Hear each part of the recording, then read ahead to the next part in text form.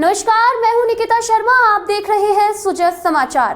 खास बुलेटिन 41 जिले 41 खबर में आपको अपने जिले से जुड़ी तमाम छोटी और बड़ी खबरें देखने को मिलेंगी, जिनका सीधा सरोकार आपसे और आपकी सरकार से है। जिलेवार खबरों की तरफ बढ़े उससे पहले एक नजर डालते हैं आज की बड़ी हेडलाइंस पर।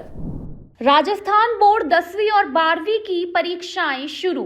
प्रदेश में 6000 से अधिक परीक्षा केंद्र बनाए। महिलाओं का आत्मनिर्भरता की ओर मजबूत कदम। राजीविका की राज रसोई का शुभारंभ। किसान का प्रयोग बना मिसाल। आधुनिक तकनीक से खेतों में उगाई स्ट्रॉबेरी। चलिए अब खबरों पर बात करते हैं विस्तार से। राजस्थान माध्यमिक शिक्षा बोर्ड की सेकेंडरी और सीनियर सेकेंडरी की परीक्षाएं गुरुवार से शुरू हो गई हैं। बोर्ड प्रशासन ने परीक्षाएं शांतिपूर्ण ढंग से कराने के लिए विशेष इंतजाम किए हैं। शिकायतों के समाधान के लिए एक कंट्रोल रूम बनाया गया है। साथ ही सीसीटीवी कंट्रोल रूम भी स्थापित किया गया है, जहां 250 से अधिक कैमरों से निगरानी की जा रही है। ये कैमरे संवेदनशील और अति संवेदनशील परीक्षा केंद्रों के साथ प्रश्न पत्रों की सुरक्षा पर नजर रख रहे हैं। बोर्ड सचिव श्री गजेंद्र सिंह राठौड़ ने बताया कि बोर्ड स्तर पर 57 फ्लाइंग स्क्वाड तैनात किए गए हैं, जबकि 200 से अधिक टीमें अन्य स्तर पर कार्य कर रही हैं। जिला स्तर पर भी उड़न दस्ते सक्रिय हैं। प्रदेश में 6193 परीक्षा केंद्र बनाए गए हैं। इनमें से 15 जिलों को संवेदनशील माना गया है और 51 केंद्रों पर विशेष निगरानी रखी जा रही है। डूंगरपुर मेडिकल कॉलेज में मल्टी डिसिप्लिनरी रिसर्च यूनिट शुरू की गई है। कार्यवाहक प्रिंसिपल डॉक्टर रूपेश कुमार ने बताया कि यह यूनिट आदिवासी क्षेत्रों की स्वास्थ्य समस्याओं को ध्यान में रखकर बनाई गई है। शुरुआत में एनीमिया और सर्वाइकल कैंसर पर शोध किया जाएगा। गांवों में शिविर लगाकर महिलाओं और बच्चों की जांच होगी। एनीमिया के मरीजों के रक्त नमूनों की जांच लैब में की जाएगी, जहां हीमोग्लोबिन, आयरन और अन्य पोषक तत्वों की जांच होगी। महिलाओं की सर्वाइकल कैंसर के लिए पैप स्मीयर टेस्ट से स्क्रीनिंग की जाएगी। मेडिकल कॉलेज में अत्याधुनिक लैब स्थापित की गई है, जिसमें पीसीआर मशीन और अन्य उपकरण लगाए गए हैं। इस शोध से मरीजों को समय पर इलाज मिलेगा। साथ ही मेडिकल फैकल्टी और छात्रों को रिसर्च का अनुभव मिलेगा। तैयार रिपोर्ट सरकार को भेजी जाएगी, जिससे भविष्य की स्वास्थ्य नीतियों में मदद मिलेगी। हमारे मेडिकल कॉलेज में जो है MTRU multi disciplinary research unit, जो कि सेंट्रल गवर्नमेंट की स्कीम है, इसके तहत यह स्थापना की गई हमारे मेडिकल कॉलेज के प्रांगण में। इसमें जो है नाम ही है मल्टी डिसिप्लिनरी, मतलब अलग अलग विभाग के मिलजुल के जो है common health problem, common disease पे जो है उस पर रिसर्च करेंगे, क्योंकि आजकल एरा जो है रिसर्च का ही है। और जहाँ तक डूंगरपुर मेडिकल कॉलेज की बात है, हम कोशिश कर रहे हैं कि इसको सेंटर को रिसर्च ओरिएंटेड बनाएं। इसमें सबकी भागीदारी अपेक्षित है और करेंगे तो सबका भला होगा।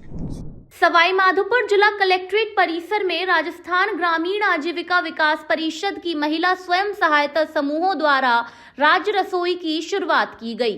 जिला कलेक्टर कानाराम ने इसका शुभारंभ किया। उन्होंने कहा कि यह पहल महिलाओं को आत्मनिर्भर बनाने और सम्मानजनक रोजगार देने की दिशा में महत्वपूर्ण कदम है। यहां अधिकारियों, कर्मचारियों और आमजन को स्वच्छ, पौष्टिक और किफायती दरों पर नाश्ता व भोजन मिलेगा। राज्य रसोई में चाय, कॉफी, पोहा, कचौरी, इडली सांभर, पराठा, थाली और बाजरा आधारित उत्पाद उपलब्ध है। कृषि विज्ञान केंद्र के मार्गदर्शन में बने बाजरा बिस्किट, केक और अन्य पोषण युक्त उत्पाद भी यहां मिलेंगे। इस पहल से महिलाओं की आय बढ़ेगी और स्थानीय उत्पादों को बढ़ावा मिलेगा। अधिकारियों ने इसे महिला सशक्तिकरण की सराहनीय पहल बताया। सलुम्बर जिला मुख्यालय पर पंचायत आम चुनाव 2026 की तैयारियों को लेकर वर्चुअल बैठक आयोजित हुई। उपनिदेशक IT एवं संचार दीपक धाकड़ ने की। इसमें सभी विकास अधिकारी और संबंधित विभागों के अधिकारी जुड़े। प्रोग्रामर भाविक पारगी ने EMS पोर्टल पर कार्मिकों के पंजीकरण, डेटा अपडेट और रैंडमाइजेशन प्रक्रिया की जानकारी दी। अधिकारियों को निर्देश दिए गए कि पोर्टल पर सही और पूर्ण जानकारी दर्ज करें। लापरवाही मिलने पर जिम्मेदारी तय होगी। आईटी टीम को तकनीकी समस्याओं के त्वरित समाधान के निर्देश दिए गए। बैठक में बताया गया कि ड्यूटी निर्धारण पूरी तरह ऑनलाइन और पारदर्शी तरीके से होगा। माध्यमिक शिक्षा बोर्ड की कक्षा 10वीं की परीक्षाएं आज से शुरू हो गई हैं। जिले में 226 परीक्षा केंद्रों पर परीक्षा आयोजित की जा रही है। कुल 30,845 विद्यार्थी परीक्षा में शामिल हो रहे हैं। पहले दिन अंग्रेजी का पेपर हुआ। परीक्षा केंद्रों पर विद्यार्थियों की स्कूल आईडी या आधार कार्ड से जांच कर प्रवेश दिया गया। प्रश्न पत्र 26 पुलिस थानों में सुरक्षित रखे गए हैं, जहां से केंद्र अधीक्षक उन्हें लेकर केंद्रों तक पहुंचा रहे हैं। निगरानी के लिए 4 उड़न दस्ते और 1 बोर्ड फ्लाइंग टीम तैनात है। डीईओ कार्यालय में कंट्रोल रूम से पूरी व्यवस्था पर नजर रखी जा रही है। 10वीं कक्षा का अंग्रेजी का पेपर है और 226 सेंटरों पर ये परीक्षा है। सारी व्यवस्थाएं हो गई हैं। प्रश्न पत्र थानों से हमारे केंद्र अधीक्षक लेकर जा रहे हैं। उड़न दस्ते हैं वो अपने अपने क्षेत्रों में रवाना हो गए हैं और परीक्षा की सभी व्यवस्थाएं विभाग स्तर पर सारी कर ली गई। 4 उड़न दस्ते जिला स्तर पर हैं और 1 बोर्ड फ्लाइंग है और 10वीं क्लास के 30,000 के करीब बच्चे हैं वो परीक्षा देंगे।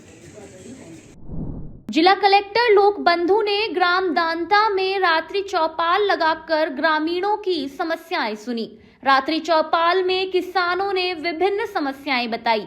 जिला कलेक्टर ने संबंधित अधिकारियों को मौके पर ही समाधान के निर्देश दिए। उन्होंने पीएचईडी को अवैध कनेक्शन हटाने और जल आपूर्ति सुधारने, राजस्व विभाग को अतिक्रमण हटाने और पीडब्ल्यूडी को सड़क सुधार कार्य जल्द पूरा करने के निर्देश दिए। इसके साथ ही तालाब की सफाई और नाला निर्माण के भी निर्देश दिए। राज्य सरकार के निर्देशानुसार आज हमने दाता में 3 जो परिवार थे उनका वेरिफिकेशन भी किया, साथ ही रात्रि चौपाल भी हुई। विभिन्न परिवार प्राप्त हुई, इसमें संबंधित अधिकारियों को निर्देश दिए हैं, चाहे पेयजल को लेकर हो या नाले की समस्या हो या खराबे की समस्या हो या जो नसीराबाद बीर जो मेन रोड है नसीराबाद से अजमेर के लिए, उस पर चाहे जो मॉडिफिकेशंस कराने हैं उसको लेकर संबंधित अधिकारियों को निर्देश दिए हैं। कुछ में कल तक मैंने जवाब उनसे मांगा है, कुछ केसेस में 7 दिन का समय दिया है। सभी केसेस को संपर्क पोर्टल पर भी दर्ज किया जाएगा और विभागों से रिपोर्ट की जाएगी। Thank you. नसीराबाद सेना के नए station commander brigadier Neeraj Kumar और कैंटोनमेंट सीईओ मोहम्मद साकिब आलम ने विशेष योग्यजन बच्चों के उड़ान स्कूल का औचक निरीक्षण किया। उन्होंने स्कूल की व्यवस्थाओं पर संतोष जताया और हर संभव सहयोग का भरोसा दिलाया। अधिकारियों ने कहा कि बच्चों की पढ़ाई और सुविधाओं में कोई कमी नहीं आने दी जाएगी। अभिभावकों ने बताया कि बच्चों की शारीरिक स्थिति में सुधार हो रहा है। इस दौरान ब्रिगेडियर नीरज कुमार ने स्कूल के लिए इन्वर्टर और 11,000 रुपए देने की घोषणा की और बच्चों को टॉफियां वितरित की। कार्यक्रम में सेना और छावनी परिषद के अधिकारी मौजूद रहे। जितने भी हमारे टीचर्स हैं जो कि एक पर्सनल इंटरेस्ट, एक होता है काम करना, एक होता है पर्सनल इंटरेस्ट लेके उसको अपना पर्सनल एजेंडा बना के करना, वो मुझे यहाँ पे दिखा। मैं भी पहली बार राउंड पे यहीं पे आया हूँ और आई वॉज सो हैप्पी कि यहाँ पे इतने अच्छे से काम चल रहा है। एंड जस्ट एश्योर्ड सर का और मेरा सपोर्ट तो है ही ऑब्वियसली। एंड जितने भी यहाँ पे हमारे पेरेंट्स हैं उनको मैं ये आश्वासन देना चाहता हूँ कि आपकी जो भी रिक्वेस्ट है हमारी पूरी कोशिश रहेगी कि उसको हम कैसे भी करें, राइट। और बाकी बच्चों से मिलके मुझे बहुत अच्छा लगा, बच्चों ने बहुत प्यार दिया। तो बच्चों आप लोग हमेशा खुश रहिए और हम लोग अभी और मिलते रहेंगे। डीडवाना जिले के मीठड़ी गांव के प्रगतिशील किसान देवकरण कुमावत ने स्ट्रॉबेरी की जैविक खेती कर नई मिसाल पेश की है। जिला कलेक्टर के निर्देश पर कृषि विभाग ने नई फसलों को बढ़ावा दिया, जिसके तहत देवकरण ने आधुनिक तकनीक अपनाई। उन्होंने 3,000 स्ट्रॉबेरी पौधे मल्चिंग, ड्रिप सिंचाई और जैविक खाद के साथ लगाए। खेत में फार्म पॉन्ड और सोलर सिस्टम भी लगाया गया। रासायनिक खाद का उपयोग नहीं किया गया। स्ट्रॉबेरी की फसल से उन्हें अच्छा लाभ मिल रहा है। अब आसपास के किसान भी उनसे प्रेरित होकर नई फसलें अपनाने की जानकारी ले रहे हैं। यह प्रयास जिले में कृषि नवाचार का उदाहरण बन गया है। जी नमस्कार, मैं देवकरण कुमावत कृषि फार्म मीटड़ी, जिला डीडवाना कुचामन। जी मैं कृषि विभाग गया था पहले, वहाँ से मेरे को स्ट्रॉबेरी करने की राय मिली। राजेंद्र जी ढाका और हरिओम जी राणा जी ने बताया कि हमारे उदयपुर में स्ट्रॉबेरी होती है, तो अब हमारे यहाँ क्यों नहीं होती। मैंने कहा हम ही लगाएंगे यहाँ। तो राणा जी ने बोला सरकार की ऐसी नई नई स्कीमें हैं, जो आप नई नई स्कीमों में जाएं, कम पानी से बढ़िया फसल होती है। तो फिर राणा जी ने हमारा सहयोग किया, तो पुणे से पौधे मंगवाए, तो अभी हमारी है ना स्ट्रॉबेरी बढ़िया चल रही है। इसमें एक वैरायटी है कैम्ब्रिजा, दूसरी है विंटरडॉन। तो हमने विंटरडॉन हमारे यहाँ बढ़िया सक्सेस है। तो सबसे पहले हमने बेड बना के ड्रिप लगाई, फिर मल्चिंग लगाई, फिर लोटनन वो ढकने के लिए लोटनन लगाई। हम मेरे पास इच्छुक किसान आते हैं, आसपास के किसान आते हैं यहाँ, तो देखने के लिए आते हैं। अभी मैं वो मोटिवेट करता हूँ उसको, वो अगली बार वही लगाएंगे। जी मैंने ही स्ट्रॉबेरी की खेती की है, उसके माध्यम से है ना मैं ही सरकार की नई नई योजना के बारे में पूरी जानकारी लेके मैंने ने पहले तो फार्म बोर्ड बनाया, फिर लाइट के लिए सोलर पंप लगाया, फिर मैंने उसके माध्यम से ड्रिप लगाया। ड्रिप के माध्यम से मैंने ये स्ट्रॉबेरी की खेती लगाई, सब्जियां भी करनी चालू की। विभिन्न योजनाओं के बारे में हमें ना वो सरकारी अधिकारियों से जानकारी मिली। तो किसानों से यही अनुरोध है कि सरकारी अधिकारियों की राय लेके सभी सरकारी योजनाओं के लाभ लेवे। स्ट्रॉबेरी की खेती में मेरे को बहुत बढ़िया मुनाफा मिल रहा है। अभी हमारे करीब है ना 50 रुपये पैकेट में मार्केट में जाती है, 50 रुपये तो होलसेल में जाती है, 100 रुपये तक रिटेल में बिकती है, हमारी यहीं बिक जाती है। और पूरी ऑर्गेनिक तरीक़ा से करता हूँ मैं। वहाँ कृषि विभाग के माध्यम से जानकारी मिली कि स्ट्रॉबेरी फसल होती है, लेकिन हमारे को अज्ञान में था। हम प्याज या टमाटर, वो सरसों, गेहूँ, लहसुन आदि उगाते थे। अब आज हमारे को पता चला देवकरण जी के माध्यम से, जिस प्रकार की फसल स्ट्रॉबेरी भाव मिलते हैं, उससे हमारे किसान का उत्थान होगा। इस माध्यम से, उनकी जानकारी के माध्यम से हम भी इच्छुक हैं स्ट्रॉबेरी करने के लिए। अगली बार हम भी लगाएंगे, लेकिन एक एक्स्ट्रा फसल है ना हमारे को मिली है देवकरण जी के माध्यम से, कृषि विभाग के माध्यम से। तो हम अगली बार अच्छी तरह से इनके माध्यम से अच्छी तरह से किस्म चयनित करके हम भी अगली बार लगाएंगे। क्या नाम है आपका? मेरा नाम राजूराम कुमावत है। देखो कंपनी में होने वाली पैदावार बहुत अच्छी पैदावार है। ये स्ट्रॉबेरी नहीं लगाई है देवकरण जी ने, तो बहुत अच्छा काम किया। सभी किसानों को करना चाहिए। पहले सरसों चना करते थे, नई टेक्नोलॉजी लाया है, बहुत बढ़िया। यार करना चाहिए। ये कंपनी में होने वाली फसल ये है। बाजार भाव बहुत बढ़िया मिल रहा है, बहुत अच्छा भाव मिल रहा है। राजकुमार। देवकरण जी ने ये स्ट्रॉबेरी लगाई है हरिओम जी राणा जी के कहने से, तो ये बढ़िया हुई है। इसका भाव भी बढ़िया मिलता है। और पहले तो ये प्याज, टमाटर, बैंगन, सब्जियां यही करते थे। ये अभी बढ़िया भाव वाली स्ट्रॉबेरी करी है। इसमें भाव भी बढ़िया मिलता है और दवाई बिल्कुल नहीं लगती है। और हम भी करते हैं, हम भी पोली हाउस में खीरे करते हैं, तो उससे भी बढ़िया चीज़ है। ये भाव में मिलता है इसका। हाँ, नई फसल है ये।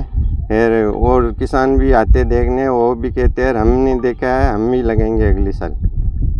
क्या नाम है आपका? हरिराम कुमावत। जिला प्रशासन श्रीमान कलेक्टर महोदय ने हमें इसके लिए मोटिवेट किया। उन्होंने कहा कि अपने ज़िले में भी कुछ नई क्रॉप, नई नवाचार करो, जिससे किसान अपनी आमदनी बढ़ा सके। तो इसी के प्रयास हमने एक प्रयास किया है। देखो, हमने जो कृषि में नवाचार के लिए अच्छे जो किसान हैं उनको चयन किया है। फिर उनको जो नई टेक्नोलॉजी से खेती कैसे होती है उनके बारे में समझाया, उनको जागरूक किया। फिर उनके लिए हमने स्ट्रॉबेरी के लिए वो किसान तैयार हुए। स्ट्रॉबेरी की खेती के लिए हमने जो प्लांट है वो महाबलेश्वर से मंगवाए, पुणे के पास में जो महाबलेश्वर जगह है वहाँ से।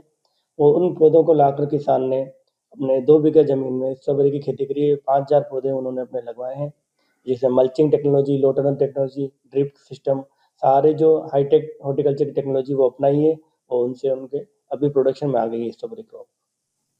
अपने यहाँ ये पहले खेती होती नहीं थी, अभी किसान के यहाँ ये फसल खेती होनी शुरू हुई है, तो बहुत सारे लोग दूर-दूर से आ रहे हैं और सभी कह रहे हैं कि हम इस पे अब बढ़ाएँगे एरिया सब। किसान कह रहे हैं हम भी इस फसल की खेती करना चाहेंगे, क्योंकि इसका रेट मार्केट में अच्छा मिलता है। ये लगभग 400 से 500 रुपए किलो के हिसाब से बिकती है बाज़ारों में, और इस फ्रूट के लिए किसानों में बहुत जागरूकता है। किसान संपर्क भी कर रहे हैं और हॉर्टिकल्चर डिपार्टमेंट की तरफ से इनको प्रति हेक्टेयर 80,000 रुपए का अनुदान भी दिया जाएगा। देखो, इसमें क्या है कि ये फसल है जो मीठे पानी की फसल है, तो नीचे तो ज़मीन में खारे पानी से ये प्लांट सर्वाइव नहीं कर पाता। तो इसको बचाने के लिए हमने जो रेन वाटर हार्वेस्टिंग सिस्टम है, उसमें हमने WHS जो बनाए किसानों ने, इन्होंने आधे-आधे हेक्टेयर के 1-1 हेक्टेयर के WHS बना रखे हैं। उन किसानों का पहले चयन किया, उनमें से जो किसान तैयार हुए उनको हमने स्ट्रॉबेरी के लिए पूरी टेक्नोलॉजी दी, फिर उनको प्लांट अवेलेबल कराया और इस तरह से वो देवकरण जो है फार्मर वो इसके लिए तैयार हुए और उन्होंने अच्छा काम किया है। क्योंकि क्वालिटी बहुत अच्छी है इनकी, मीठे पानी की वजह से इनका टेस्ट बहुत अच्छा है स्ट्रॉबेरी का और मार्केट में अच्छी रेट मिल रही है इनको, तो किसान इसके लिए बहुत जागरूक हुआ है और किसान टेक्नोलॉजी नवाचार की जो टेक्नोलॉजी है उसको अपना के अपनी आमदनी बढ़ाने के लिए उत्सुक है। भरतपुर का 293वां स्थापना दिवस पूरे जिले में भव्य रूप से मनाया जाएगा। भरतपुर में 13 से 19 फरवरी तक 7 दिवसीय कार्यक्रम आयोजित किए जाएंगे। इसकी तैयारी को लेकर अतिरिक्त कलेक्टर घनश्याम शर्मा की अध्यक्षता में बैठक हुई। कार्यक्रमों में इतिहास, संस्कृति और पर्यटन को प्रमुखता दी जाएगी। 13 फरवरी को महाराजा सूरजमल जयंती पर पुष्पांजलि और संगोष्ठी होगी। केवलादेव राष्ट्रीय उद्यान में बर्ड फेस्टिवल, फोटो प्रदर्शनी और प्रतियोगिताएं आयोजित होंगी। शास्त्री पार्क में 3 दिवसीय फ्लावर शो लगेगा। खेल प्रतियोगिताएं, चित्रकला, भाषण, रक्तदान शिविर और दीपदान जैसे कार्यक्रम भी होंगे। 19 फरवरी को स्वाभिमान मार्च और सांस्कृतिक संध्या के साथ महोत्सव का समापन होगा। अधिकारियों ने अधिक से अधिक जनभागीदारी सुनिश्चित करने पर जोर दिया। मेरा नमस्कार। जैसा कि पूर्व में भी भरतपुर स्थापना दिवस कार्यक्रम लगभग 15 वर्षों से चलते आ रहे हैं, इस वर्ष भी 293वां भरतपुर स्थापना दिवस 7 दिवसीय कार्यक्रम के दौरान जो है ये कार्यक्रम बहुत ही उत्साहपूर्वक रहेंगे। इसकी एक मीटिंग भी जिला प्रशासन एवं लोहागढ़ विकास परिषद के सभी सदस्यों के संग आयोजित की गई। मीटिंग में भरतपुर के जितने भी हमारे सामाजिक संगठन हैं, धार्मिक संगठन हैं, व्यापारिक संगठन हैं, उनके पदाधिकारी उसमें उपस्थित रहे। जिला प्रशासन एवं लोहागढ़ विकास परिषद के सौजन्य से ये कार्यक्रम आयोजित किए जाते हैं। विभिन्न स्थानों पर विभिन्न संस्था एवं सामाजिक संगठनों के सहयोग से ये कार्यक्रम आयोजित किए जाते हैं एवं जन भागीदारी के साथ किए जाते हैं। जैसा कि हमको पूर्व में विदित है, 7 दिवसीय कार्यक्रम में ये 13 फरवरी 2026 से प्रारंभ होगा और 19 फरवरी स्थापना दिवस पर समापन होगा। 13 फरवरी 2026 को दोपहर को 3 बजे एक पुष्पांजलि कार्यक्रम एवं संगोष्ठी का आयोजन किया जाएगा किशोरी महल पे, और इसी के साथ में 14 तारीख से और 3 दिवसीय 14 से 16 तक एक विशाल फ्लावर शो का भी आयोजन विश्वप्रिय शास्त्री पार्क में आयोजित किया जाएगा। 16 तारीख को एक भजन संध्या का भी एक संगठन, सामाजिक संगठन द्वारा एक भजन संध्या विशाल आयोजित की जाएगी। इसी प्रकार 17 तारीख को स्थानीय BD ऑडिटोरियम में एकल संस्था द्वारा एक श्रीमद् रामायणम नृत्य नाटिका का आयोजन किया जाएगा, जो कि एकल सुरताल की केंद्रीय टीम द्वारा बहुत ही शानदार उसका एक आयोजन किया जाएगा। उसी के साथ साथ 18 तारीख को भी विभिन्न सामाजिक संगठनों के सौजन्य से एक दीपदान का कार्यक्रम भी आयोजित किया जाएगा। स्थानीय हमारे बिहारी जी मंदिर में भी दीपदान का कार्यक्रम, शहीद स्मारक पर पूरे किला परिषद में दीपदान का कार्यक्रम रहेंगे।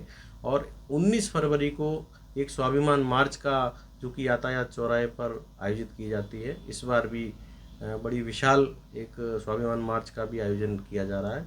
और 19 फरवरी जो कि स्थापना दिवस है, हमारा जो विश्वप्रिय शास्त्री पार्क है उसमें एक बॉलीवुड नाइट का भी एक आयोजन किया जा रहा है जिला प्रशासन एवं पर्यटन के सौजन्य से, जिसमें हमारे राजस्थान के मशहूर सिंगर जो कि बॉलीवुड में भी अपना बहुत अच्छा एक सुर सभी को सुनने को उनको मिलता है, जो कि उनका हमें एक बहुत अच्छा साक्षात्कार होगा। रविंद्र उपाध्याय एक बहुत बड़े सिंगर हैं, उनकी एक बॉलीवुड नाइट का भी आयोजन किया जाएगा।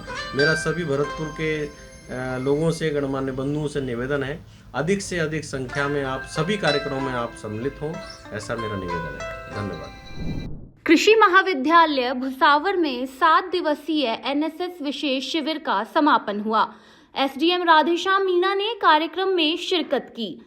विद्यार्थियों ने राजस्थानी और ब्रज संस्कृति से जुड़े रंगारंग सांस्कृतिक कार्यक्रम प्रस्तुत किए। एसडीएम ने कहा कि एनएसएस युवाओं को राष्ट्र निर्माण के लिए तैयार करता है और विकसित भारत 2047 में युवाओं की अहम भूमिका होगी। महाविद्यालय के डीन डॉक्टर उदय भान सिंह ने शिविर की जानकारी दी। उत्कृष्ट कार्य के लिए मितेश स्वर्णकर और निकिता बेनीवाल को सम्मानित किया गया। विभिन्न सांस्कृतिक प्रतियोगिताओं के विजेताओं को भी पुरस्कार दिए गए। कार्यक्रम में कॉलेज स्टाफ और विद्यार्थी उपस्थित रहे। चित्तौड़गढ़ के रावत भाटा में राजस्थान परमाणु बिजली घर के आसपास एनपीएमए की देखरेख में integrated control command response mock drill आयोजित की गई। इस अभ्यास में अधिकारियों और एनडीआरएफ टीम ने गांवों के लोगों को रेडिएशन के प्रभाव से बचाने, सुरक्षित शेल्टर तक पहुंचाने और आयोडीन टैबलेट वितरित करने का अभ्यास किया। पुलिस और ग्राम समितियों ने चेतावनी दी और डीकंटेमिनेशन प्रक्रिया लागू की।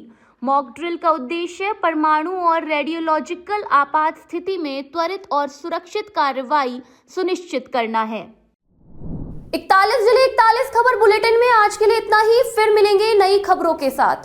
तब तक के लिए देखते रहिए सुजस समाचार। हमारे चैनल को लाइक, सब्सक्राइब और शेयर करना ना भूलें। धन्यवाद।